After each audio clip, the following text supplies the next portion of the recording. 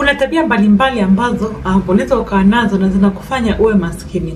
Leo tutazungumzia tabia 12 ambazo ukiwa nazo zitakufanya uwe maskini na ushindwe kufikisha malengo yako ya kifedha. Hello, habari, mimi naitwa Bimsale, karibu kwenye channel yangu ya YouTube. Kwenye channel hii tunaongelea mambo mbalimbali ya fedha, kuwekeza, kuweka akiba.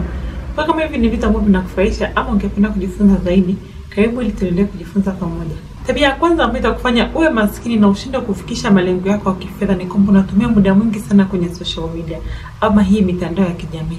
Unaweza kukuta kwamba kwa siku unakaa masaa mengi sana unakuwa unatumia tu kwenye simu, una scroll, unaangalia watu wengine wanafanya nini baada ya kutumia huu muda kufanya vitu vingine ambavyo vina umuhimu zaidi. Kuna watu huwa wanatumia zaidi hata masaa 3, 4, 5 kwa siku, wanakaa tu kwenye simu zao, wako tu kwenye mitandao mbalimbali, mara TikTok, mara Instagram.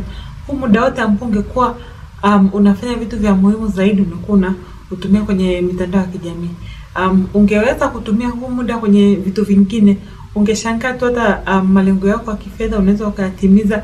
Unakuwa tu unatumia huu muda kwa ajili ya vitu vingine ambavyo vina umuhimu zaidi.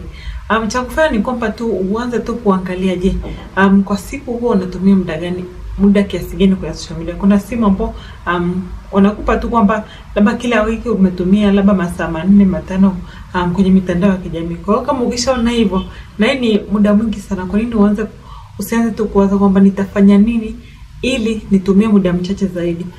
Kitu ambacho siku hizi ambapo najaribu kufanya ni kwamba kwanza labda saa 2 huwa najaribu sana niwe mbali na simu yangu, kwa sababu nikiwa nyumbani labda niko karibu na simu yangu, ni muda tu unaweza kukuta kwamba unakaa tu unaangalia mara Instagram, mara TikTok, unakuwa ufanye kazi nyingine ambayo ingekuwa muhimu zaidi.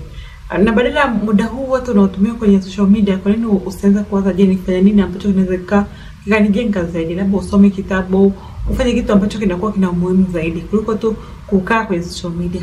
Na mara nyingi ukikaa kwenye social media, kwa sababu watu wengi ambao kwenye social media labda unakuta labda ni influencer, wanafanya kazi fulani ambao wanakufanya utake kununua, unaangalia tu maisha ya watu wengine, na wewe inaanza kukufanya kwamba na unataka vitu ambao mwanzoni ulikuwa unataka. Kwa cha muhimu zaidi ni kwamba kukaa chini na kuwaza, je, badala ya kutumia muda huu wote kwenye social media, kwa nini nisitumie tu muda kwenye vitu vingine ambavyo vinaweza vikanijenga zaidi.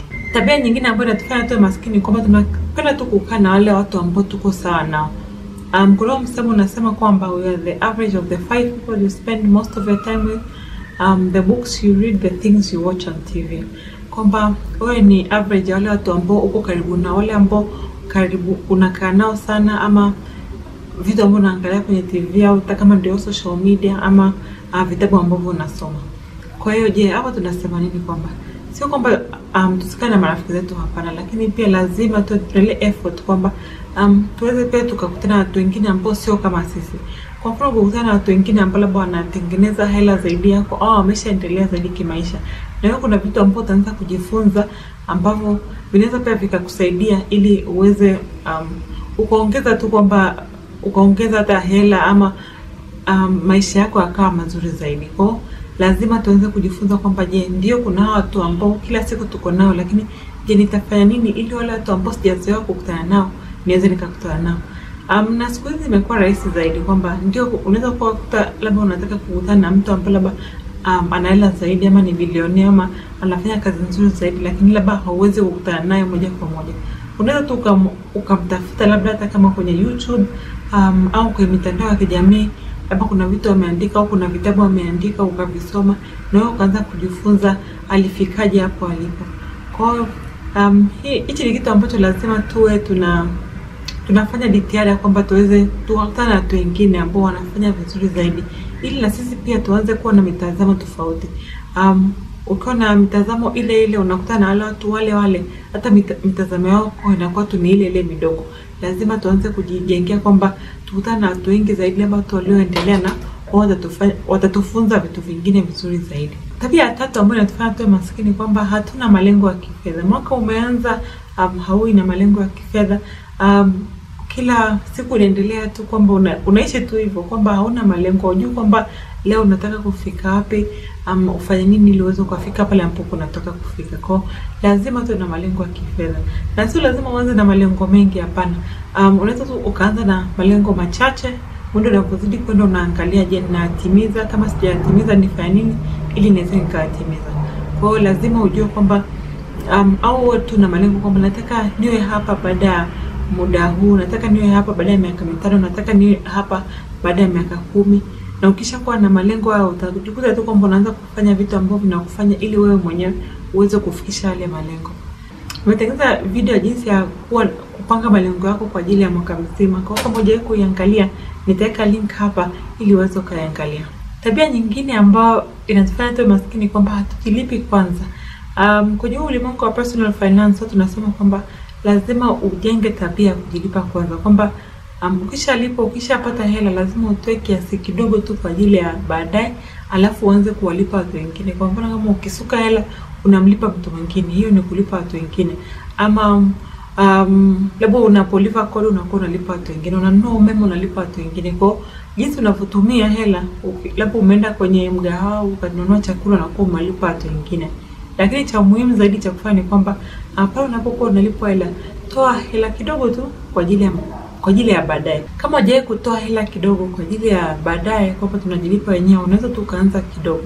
Kwamba unakuwa unatoa labda 5% ya mapato yako, unaweka tu pembeni. Hii hela ndio baadaye tutakuja kuiwekeza. Unatoa 5%, baadaye unaendelea tu kuongeza hicho kiwango. Unaweza ukaanza na 5%, mwezi ujao unakuwa unawekeza labda 6%, mwezi ujao 7%, mwezi unaokuja 4%, mpaka unapofika 10%. Hivyo tu unaendelea kidogo kidogo, kwamba unaweka tu hela kidogo kwa ajili ya baadaye. Na hii hela itatusaidia kwamba tunaweza kuwekeza, na hii hela itaendelea kuongezeka thamani. Kwa hiyo cha muhimu zaidi ni kwamba tujifunze kwamba kujilipa kwanza. Tunaweka hela kidogo kwa ajili ya baadaye, kwamba leo una nguvu, unafanya kazi vizuri, lakini kesho hautakuwa na hiyo nguvu yote, utakuwa umeweka hela ya kutosha kwa ajili ya baadaye. Tabia nyingine ambayo inatufanya tuwe maskini kwamba hatuna mfuko wa dharura. Kwamba hatujaweka hela pembeni, kwamba kitu kikitokea ambacho tulikuwa tunategemea kitokee, hatuna hela ya kutumia. Na hapo inatufanya kwamba kitu kikitokea ambacho ulikuwa hujakipanga, labda unaenda unakopa, na unaweza kuwa unakopa na unalipa riba kubwa zaidi, wakati ungekuwa umetenga hela kidogo tu, kwamba kitu kikitokea ambacho sijakipanga, unakuwa na hela hapo pembeni kwa ajili ya kukusaidia. Tunasema kwamba mfuko wa dharura ni mfuko ambao unakuwa unaweka hela labda kwa ajili ya miezi 3 hadi 6 ya matumizi yako. Kwamba kitu kikitokea chochote, unaweza ukaitumia hiyo hela ili uweze ukajisaidia hapo. Na hivi vitu ambavyo tulikuwa tujavipanga. Kwa mfano labda unatembea, labda ukapata ajali, labda insurance yako haija cover hapo, unaweza ukatumia hiyo hela kwa ajili ya kujitibu kama ulikuwa hauna insurance. Au labda gari lako labda ghafla limegongwa, unaweza ukatumia ile hela kwa ajili ya kutengeneza ile gari. Kwa cha muhimu zaidi ni kwamba tuweze kuwaza kwamba je, matumizi yangu ya miezi 3 hadi 6 ni ya kiasi gani? Na hapo unaanza kuwaza kwamba mimi ninakuwa na mapato ya kiasi gani kila mwezi. Unaweza kusema kwamba kila mwezi labda nitakuwa natoa kiasi fulani kwa ajili ya mfuko wa dharura. Kitu chochote kikitokea na hela ya kutosha ambayo nimeweka kwenye ile mfuko ili iweze kunisaidia. Mfano mzuri sana ni kipindi kile wakati kuna COVID-19. Tulikuwa tunategemea kwamba COVID inaweza ikaa kama ilivyokuwa. Watu wengi sana walipoteza ajira yao, watu wengi walikuwa hawana hela tena. Kwa hiyo kama ungekuwa umeweka mfuko wa dharura, hata ile miezi ya kwanza ambao labda kazini umefukuzwa, unakuwa na hela yako ambayo umeiweka, unaweza ukaitumia wakati unafikiria sasa nitafanyaje, nitapata wapi ajira nyingine, au nitafanya nini, biashara yangu labda ilikuwa inaniingizia kiasi fulani, sasa hivi haniingizii. Wakati huo wote unakuwa umeweka hela hapo pembeni ambapo unaweza ukaitumia. Tabia nyingine ambayo inaweza kutufanya maskini kwamba kutumia zaidi ya hela ambayo tunapokea, kwamba matumizi yako yanazidi hata mapato yako. Na mara nyingi sana ndio inatufanya tuwe na madeni. Tunakuwa tuna maisha ambayo yanatuzidi, kwamba wewe kila sehemu unataka kwenda sababu unaona watu wengine wanafanya hivi na unataka kufanya hivyo. Yaani matumizi yako tu yanakuwa makubwa zaidi. Labda tu hapo tu inakufanya kwamba wewe una kama chawa kwa watu wengine, kwamba unategemea wao ili wewe maisha yako yaweze kuendelea. Kwa hiyo hii sio tabia nzuri, na pia inatufanya tuwe maskini, kwa sababu badala ya kufanya vitu vya muhimu zaidi, badala ya kuwekeza, badala ya kuweka hela kwa ajili ya maisha yetu ya baadaye, tunakuwa tu tunatumia hela sasa hivi badala ya kuwaza huko mbeleni itakuwaje. Tabia nyingine ambayo inatufanya maskini ni kutokuwa na budget. Budget ni nini? Budget ni kwamba tu kuwa na mpangilio kwamba mimi ninapokea kiasi hichi na matumizi yangu yatakuwa A, B na C. Budget inatusaidia kwamba sio kwamba unatoka nyumbani ulikuwa huna mpango wa kutumia hela yote, alafu unakutana na kitu hapo hapo unakinunua bila kuwa umekipangilia kwenye budget yako. Na budget ni muhimu sana kwa sababu inatusaidia tu kujua kwamba matumizi yetu yakoje. Je, kila mwezi unapokea shilingi ngapi? Matumizi yetu yakoje? Je, baada ya mwezi kuna hela ambayo ninakuwa nimeiacha kwamba sijaitumia, labda naweza nikaitumia pia kwa ajili ya kuwekezaji. Kwa budget sio kama tunajinyima, hapana. Na ninavyowaza kuhusu budget ni kwamba nataka budget yangu iseme kwamba mimi kuna vitu ambavyo kuna maisha fulani ambayo nataka niaishi. Je, nifanye nini ili budget yangu iweze kanisaidia kuishi maisha? Na kama kuna vitu vingine ambavyo sitaki kuwa sivipendi au naona kama havina muhimu, siviweke kwenye budget. Kwa mfano labda upendi kwenda club.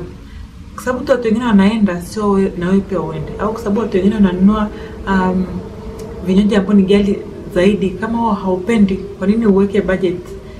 Kwa nini wewe unatumia hela yako kwa ajili ya vinywaji ili tu watu wengine waone kwamba na wewe una hela? Hapana. Kama upendi, wewe tafuta vitu ambavyo unavipenda na wewe unatumia hela yako kwenye vile vitu ambavyo unavipenda. Kwa sio kwamba unaishi maisha kwa ajili ya kumfurahisha mtu mwingine. Kwa budget tu inatusaidia kusema kwamba mimi ninapenda maisha yangu ya aina hii. Napenda kuwa naishi aina hii. Je, nifanye nini ili niweze nikatimiza ambapo nataka kuyatimiza? Na kama ukishaanza kuwa na budget, kuna vitu ambavyo utaanza kuviona, labda ndio ninapenda maisha aina hii, lakini kumbe mimi mapato yangu hayafiki hapo ninapotaka. Kwa hiyo unaanza pia kuwaza kwamba je, nifanye nini ili niweze nikapata hela zaidi? Je, ni kwamba natakiwa nifanye labda ujisomeshe ili uanze kupokea hela nyingi zaidi, ama utafute kazi nyingine? Budget itakusaidia kufanya hivi. Tabia nyingine ambayo inatufanya tuwe maskini kwamba kuwa na mapato kutoka sehemu moja tu, kwamba wewe unapata mapato yako kutoka sehemu moja tu. Watu wanasema kwamba kuna kitu kinaitwa kwamba diversification, kwamba usiwe na mapato sehemu moja, lazima uwe na mapato ambayo yanatoka sehemu nyingi. Mwanzoni tunapoanza kazi unaweza ukawa ndio na mapato aina moja. Kwa mfano labda umetoka tu chuo, ukipata kazi yako ya kwanza, labda tu hiyo ndo ajira yako tu yenyewe, hapo unapata tu mshahara ndo mapato yako tu. Lakini muda unavyozidi kwenda lazima uanze kuwaza, je, kwenye mshahara wako labda unatoa kiasi fulani, labda 10%, 15%, 20% unatoa, unaweka pembeni, unaanza kuwekeza. Hata kama unawekeza labda kwenye dhamana za serikali au unawekeza labda kwenye hisa, baadaye unaweza kukuta kwamba unapata gawio, na hii hela yako inaanza kukupa, unaweza hata kupata gawio au unaweza kupata faida kama ulikuwa umeweka kwenye dhamana za serikali. Kwa hiyo unaanza kuwa na vipato aina mbili. Baadaye unaanza kuwaza, je, ndio nimeajiriwa, lakini hapa nilipo na kuna vitu ambavyo ninazo, kwamba nina skills na hivi naweza nikafanya hivi kwenye muda wangu wa ziada kwenye weekend, labda naweza nikafanya hichi na kiniongezea hela. Kwa lazima tu tuanze kuwaza kwamba ndio leo labda nina mapato aina moja, lakini kesho nitafanyaje kwamba naweza nikaongeze sehemu ambazo napata mapato. Kwa ndio unaweza ukaanza tu na mshahara, lakini baadaye unaweza ukasema labda nimewekeza napata gawio, baadaye labda ukaanzisha biashara unapata tena faida kutoka kwenye ile biashara. Lazima tu tusitegemee mapato aina moja. Kitu chochote kikitokea unaweza ukakuta kwamba hata hela yoyote hauna. Kwa mfano wakati wa COVID watu wengi sana walipoteza ajira zao. Sasa kama ulikuwa unategemea tu mshahara, unakuwa hauna tena hela. Lakini kama ungekuwa umeanza kuwaza kwamba ndio nitaanza kufanya hivi na hivi na hivi ili niwe na mapato zaidi ya moja, ndio COVID imetokea, lakini una mapato sehemu nyingine. Tabia nyingine ambayo inafanya watu wengi wawe maskini kwamba pale unapopokea hela ambayo ulikuwa hujaitegemea, unaitumia tu yote. Badala ya kuwaza kwamba hii hela nilikuwa sijaitegemea, je, nifanye nini hela? Unaweza ukaiweka pembeni, ukawekeza ili endelee kuongeza uwekezaji wako, kuongeza mapato yako huko baadaye. Kwa labda tu kwa mfano ulikuwa labda umeajiriwa, umepata bonus, ulikuwa hujategemea kupata ile bonus, unaweza tu kuamua kwamba hii hela ambayo nimepata bonus nitaiwekeza kwa ajili ya baadaye. Ama labda ulikuwa unafanya biashara, ghafla tu ile mapato ambayo ulikuwa umetegemea labda umepata mara 2 mara 3 ya ulivyotegemea. Kwa nini usiwaze kwamba ndio labda nimepata hii milioni 1 nilikuwa sijategemea? Sio kama tunasema kwamba usitumie hela yote, hapa labda na umepata milioni moja ambayo ulikuwa hujategemea, unaweza tukaamua kwamba hii 500,000 sitaitumia au 600,000 sitaitumia, nitaweka kwa ajili ya baadaye. Hela nyingine unakuwa unaweka kwa ajili ya baadaye, labda ambayo hiyo kidogo tu ndio unaitumia sasa hivi. Kwa lazima tuanze kuwaza kwamba kama hela ulikuwa haujaitegemea, ni vizuri zaidi kwamba kiasi kikubwa cha hiyo hela uweke pembeni, uweke baadaye kwa ajili ya uwekezaji wako. Tabia nyingine ambayo inatufanya tuwe maskini ni kwamba kutumia mikopo kwa ajili ya maisha yetu ya kila siku, kwamba unaona labda mshahara wako haukutoshi, unaenda kukopa kutoka labda benki au kwa watu wengine, kwamba ili uweze kujimudu tu kimaisha. Mara nyingi sana mikopo ambayo sio maendeleo inatuweka tuwe nyuma na tusifikie ile malengo yetu ya kifedha. Kwa lazima tuanze kuwaza, je, hivi kwa nini ninakopa? Kwa nini isiishi ile maisha yangu kulingana na kipato changu? Ndio, sio kwamba kama kipato chako ni kidogo ni lazima uweze kuwaza kwamba nitafanya juhudi zaidi, nifanye jitihada nyingi zaidi niweze nikaongeze kipato chako, lakini usitumie kwamba mikopo kwamba ni sehemu ya kwamba sababu sina hela ya kutosha ninatumia mikopo. Hapana, lazima uanze kuwaza kwamba mikopo kama sio maendeleo itakufanya urudi hatua 2 3 nyuma kwenye ile malengo yako ya kifedha. Kwa lazima uanze kuwaza kama mkopo sio muhimu usiuchukue, endelea tu au jitahidi kadri unavyoweza kuishi maisha kulingana na mapato yako. Tabia nyingine ambayo inatufanya tuwe maskini kwamba hatuwekezi. Badala ya kuchukua hela unapopata labda kwenye mapato yako, kutoa kiasi kidogo kwa ajili ya kuwekeza au wekeza. Watu wengi sana wanaweza kukuta kwamba ndio ana hela wanaweka tu benki, haipati faida yote, au unaikuta tu hata labda iko tu kwenye akaunti yao ya kawaida haipati hata faida yote. Badala ya kuanza kuwaza, je, hii hela ambayo ninayo kwa nini nisiwekeze ili iweze kuniongezea mapato yangu? Mara nyingi sana hela ikikaa benki kwanza inapoteza thamani kwa sababu kuna mfumuko wa bei, kwamba kila mwaka unakuta mara nyingi sana bei zinapanda 5%, 10%. Kwa hiyo ile hela ambayo uliweka mwanzoni mwa mwaka benki mpaka mwishoni mwa mwaka thamani yake inakuwa ni ndogo zaidi, kwa sababu hata vitu ambavyo ingeweza kununua vimeshapungua.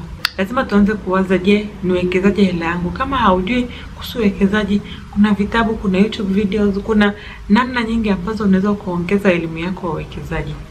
Kwa lazima tuanze kuwaza kuhusu uwekezaji, ni namna gani ambayo tunaweza kuwekeza ili hata ile hela ambayo tunapata tunaweza tukaiwekeza ili iweze kutuongezea mapato huko mbeleni. Tabia nyingine ambayo inatufanya tuwe maskini kwamba hatujifunze kutokana na makosa yetu.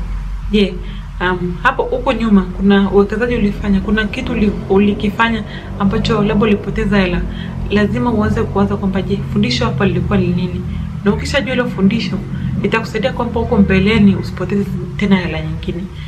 Labda uliingia kwenye hii labda pyramid scheme ukapoteza hela, tumia hilo kama fundisho kwamba muda ujao hautaingia tena kwenye hii mifuko au uwekezaji ambao hauelewi ukapoteza hela.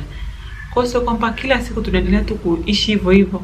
Ukiendelea kuishi hivyo hivyo hata matokeo yatakuwa hayo ambao kama hamna ulichobadilisha. Kwa hiyo lazima tuanze kuwaza, je, makosa ambayo tumefanya ni yapi? Tufundisha nini? Je, huko mbeleni nifanye nini ili niweze nikarudia haya makosa ambayo nilifanya?